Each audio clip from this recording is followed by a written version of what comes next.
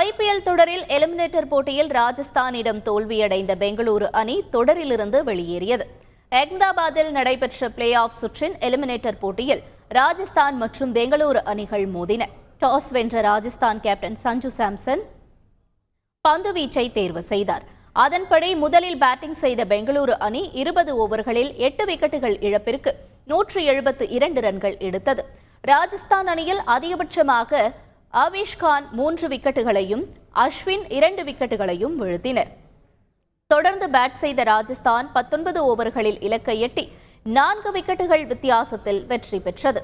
ராஜஸ்தான் அணியில் யசஸ்வி ஜெய்ஸ்வால் 45 ரன்களும் ரியான் ஃபராக் 36 ரன்களும் எடுத்து வெற்றிக்கு வித்திட்டனர். இந்த தோல்வியின் மூலம் பெங்களூரு அணி ஐபிஎல் தொடரிலிருந்து வெளியேறியது. நாளை சென்னையில் நடைபெறும் 2வது தகுதி சுற்று ஆட்டத்தில் ஹைதராபாத்துடன் ராஜஸ்தான் அணி மோதுகிறது. செய்திகளை உடனுக்குடன் தெரிந்து கொள்ள உடனே சப்ஸ்கிரைப் பண்ணுங்க.